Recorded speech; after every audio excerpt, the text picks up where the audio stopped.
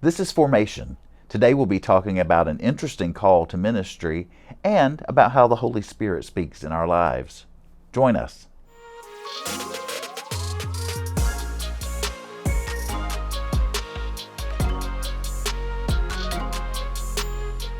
I'm Shannon Moore, and this is Formation. This is our weekly conversation recorded at University Christian Church in Fort Worth, Texas, where I talk to people about their faith, their background, and any spiritual practices that they may have. And so today, I'm really happy to have with me one of my colleagues here at UCC, Alison Fitzgerald, Reverend Alison Fitzgerald. Alison is our minister to students, and so that means, Alison, that you sort of supervise all student ministry, both youth and college. That's correct. Is that right? Okay. How's that going? I love it. It's the coolest job. There is not another one like it in Disciples, and so I just feel it is such a gift every day. In Disciples, you mean, but Disciples of Christ, yeah. yes, within our denomination. So it's just such a gift, and I feel really fortunate to be here and do what I do. And this is sort of a return for It you. is You were here quite a few years ago. Yeah. What was your role then? So when I was in seminary from 2012 to 2016, I was the assistant middle school minister and then the assistant high school minister. So I worked here part-time. And then I got ordained and moved to Iowa and took a job there. And you're from Iowa? And I'm from Iowa. I'm from the Des Moines area. Yep. So, moved back to Iowa and then felt kind of called away from there. And UCC was looking, and Russ said, "Can we have a conversation?" And I was like, minister, right? Yep. Russ said, "Can we have a conversation?" I said, "Okay, yeah, let's see where this goes." And I'm here. God led you back. Yes. We're glad that happened. Has brought me back. So. Well, I'm always curious when I'm talking to people, especially people who have been called to ministry. What your childhood faith was like, and there's always such a variety of answers, and so tell us about what your childhood faith was like, or your religious experience. So my parents, their social circle was our church growing up, which was West Des Moines Christian Church. And so you're lifelong disciple. I'm actually a fourth generation disciple. Okay. Yeah. So it is in my bones. It's in my blood. So my parents attended church faithfully every single week, multiple times a week. And in fact, we moved from the town that we were in, which was about 20 minutes away, to West Des Moines so that we could be closer to our church. Really? Yeah. Not for a job or anything? No, it was actually like a little further for my parents to drive to their jobs. So, they moved so that they could be closer to the church and closer to their people. Was that a big church? For Disciples, yes. So growing up, we worshiped around, probably when I left for high school, we worshiped around 300 to 400, which is good. Big for Disciples of Christ standards. So, so faith was a really important part of our family. Every night we always ate dinner together and prayed over dinner, but we also had devotion time at night and prayer time. So my parents had one of those daily children's devotion books, and so we would spend time each night reading from that, and there was always a Bible story associated. Any siblings?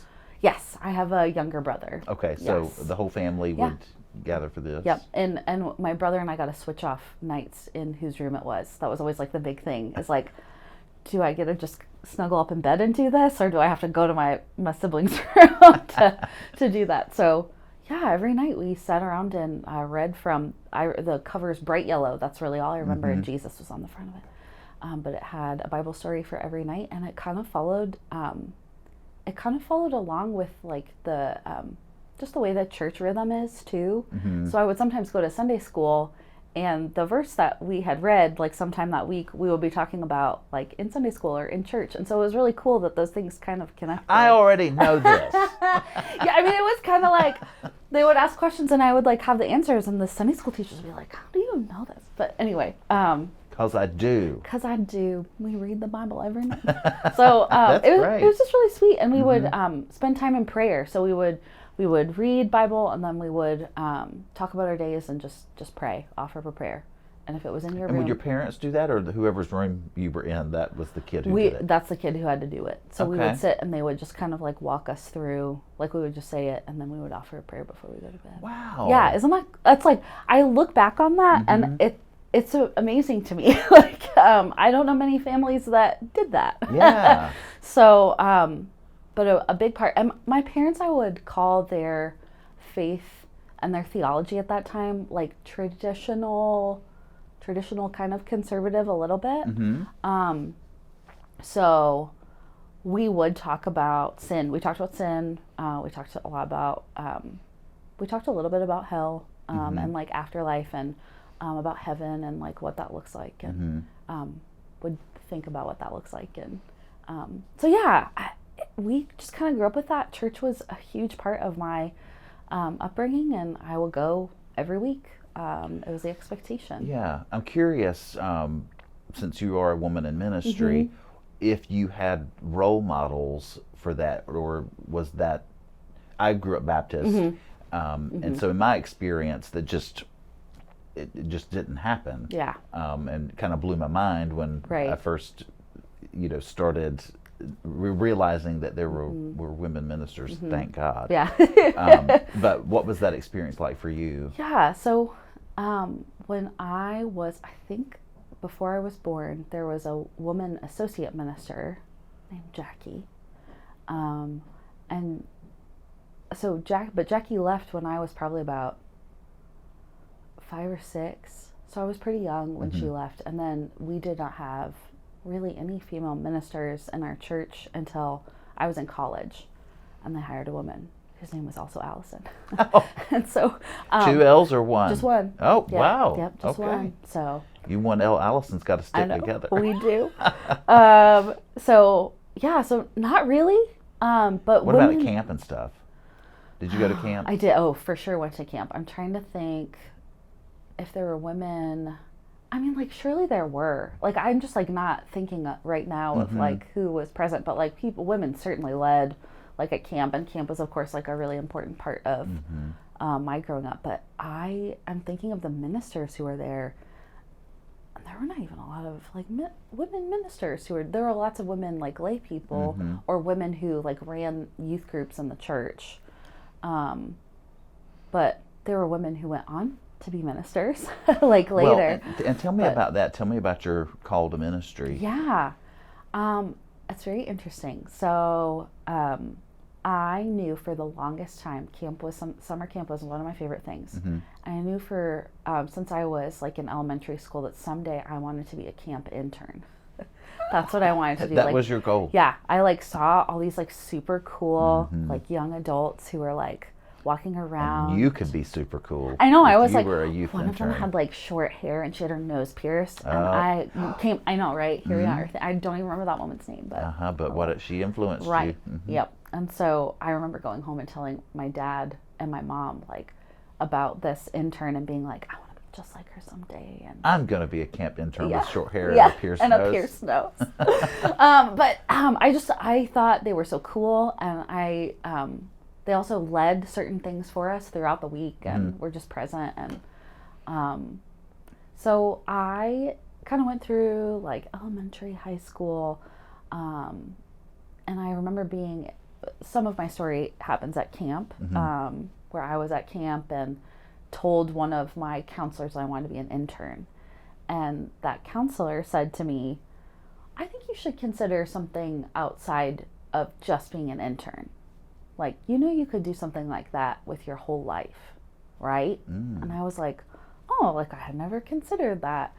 And really went through through high school. One of the most impactful things that I did was our region had something called the Upper Midwest Youth Council, which was affectionately referred to as UMWIC. I was putting together that in my mind as you spoke. Yep. And I knew I wanted to do that. Like, that was something that I was really like, oh, that would be so cool. Because you get to lead retreats and help at camp. And I loved the conversations that I would have in small groups, and then like the opportunity to be able to lead those. And so some of my most formative like leadership moments were had at camp. And started kind of entertaining like, really, I could do this with the rest of my life. I'm really passionate about disciples of Christ. I love working with kids. Yeah, and so I remember Tiff Williams, who's a dear friend of mine, was an intern this particular summer. And I remember her standing up at campfire at the end of the night saying, if you think you have a call to ministry, I want you to find somebody that you trust or come talk to me. Let's be in conversation about it. And I did. And so Tiff, who's a dear friend of mine, ended up preaching my ordination service, which was really meaningful and really lovely too. Many good parallels there. Yeah. That's great. Yeah. So I took a little bit of a deviation from my call story. I went, one of my youth pastor told me that I could go into anything I wanted in college. And so I decided I wanted to do social work. And was really entertaining doing social work. I was offered a job working for the agency that I did my practicum with, and had also applied to seminary at the same time, kind of continuing on that, I think I'm going to be a minister. And I had a really interesting conversation with one of our supervisors who said at my social work internship, who said, you can, in this field, young people walk in thinking that they are going to have an impact on every single person that they come into contact with, and they think they can change the world. But the reality of this is you can only help like 1 out of every 10 kids. And this is a different time in my life where, but that was like that feels so negative. Like it just feels like a really negative way to look at like the world and just the way we walk around in it. And I was like, if this is what social work is going to be like, I would rather do something in the church where I can sit and have lots of meaningful, good conversations and just impact in a different, more positive kind of way. The Lord just called you on back to that call. Come on back, Alison. Yeah. Oh, that's great. Well, we're going to take a short break, Yes. and we will be right back, and we'll hear more of Alison Fitzgerald's story. The members of University Christian Church have a message for you. You are valuable, worthy of love, and already part of what God is doing in the world. We invite you to join us Sunday mornings for worship. Traditional worship in our sanctuary at 9 and 11, simple worship in the chapel at 9:30, or visit our 10:10 service in Walker Hall. We are a church of open-minded people who value curiosity and recognize we don't have all the answers. We strive to be open and honest about where we are on our faith journey, and we practice compassion and generosity. All are welcome at University Christian Church, where you can experience Christ's courageous love for yourself and learn to carry that love with you wherever you go. Discover more about our programs and upcoming events at universitychristian.org and stay connected by following us on social media. We are back with Reverend Alison Fitzgerald.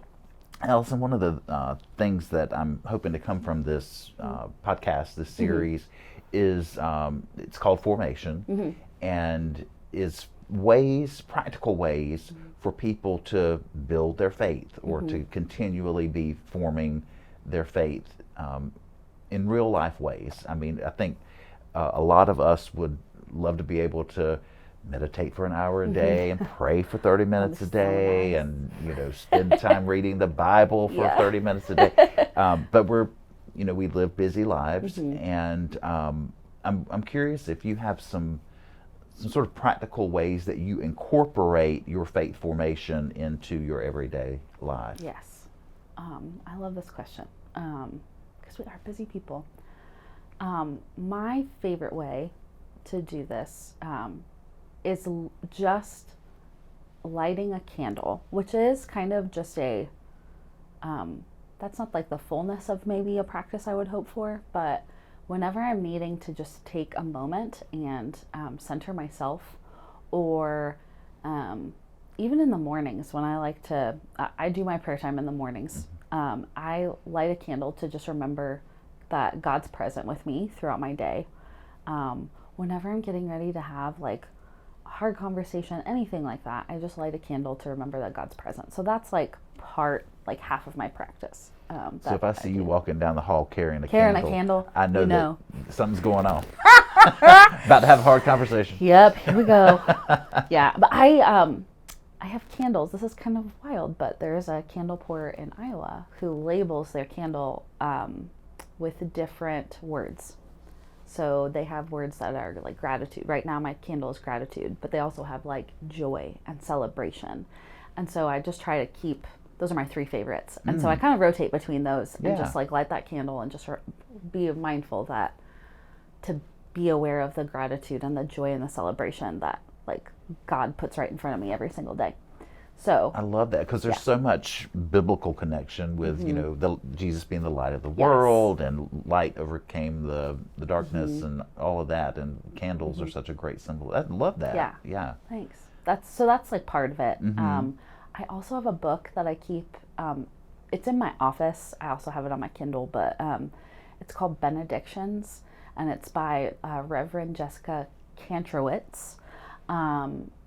It's benedictions that are actually for the end of the day, but they're just short, and I read them at the beginning of the day. So they're all dated. So there's one for every day of the year. And I read that and just kind of sit with that, breathe with that for a minute after I've lit my candle. So it's helpful for me to have something brief to just like reflect on that doesn't take like a half an hour to read or whatever. It's just like something that is a quick thing that I can kind of pray about and hold. So I don't mean to put you on the spot, but do you remember what the theme of your morning benediction was today? I don't. Okay. I know that they always find a way though to like latch on to like whatever there's always a way that I like connect with them. And she wrote them during the pandemic. So sometimes so like these are new. I mean, yeah. So some of them are like right now we're in the pre-pandemic. So, but the ones kind of after the pandemic are all kind of geared towards that. But so have you used this same book for a couple of years? Okay. Yeah. So do any ever stand out as you read them again? Like, I remember that from last year. Yes. And there's one, and they're like a bunch of lines, so I'm not going to remember them correctly. Well, of course, yeah. But it is so shocking to me. The one that I remember most recently was when I was trying to discern what was next for me in my call, right after I had accepted the job here at UCC, and it was all about for those afraid to take the next step, like. And it was like for those waiting to take the next step and the reward and that hard next step and the reward that's on the next page of that, and like this invitation into, hey, this might be a hard thing, but it's worth it. Right, yeah. Yeah, because I was in between like taking the call at UCC, but telling these people that I absolutely loved that like I was like on to like God had called me somewhere new, and yeah, it's so hard to leave a place when things are going well. Yeah.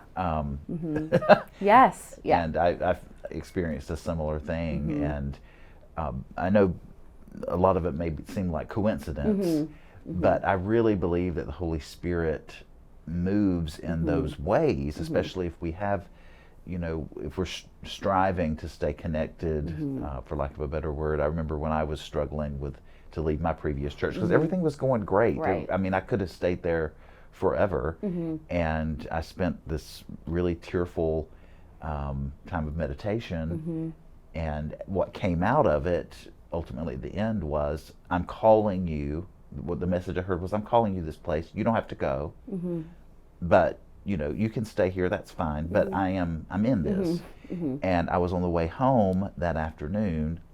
Not much of an answer there, and they were building a new sports facility, and I don't know what the name of it is, but the initials are GO.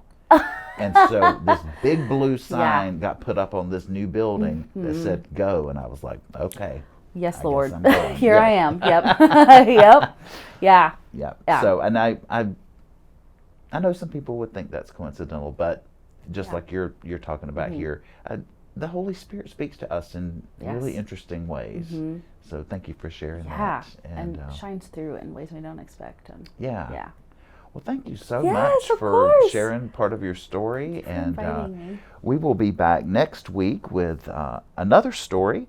And if you are interested in sharing your story on formation, I hope that you will contact me. Just simply send me an email, formation@uccftw.com. I would love to hear from you. Take care. Have a great week.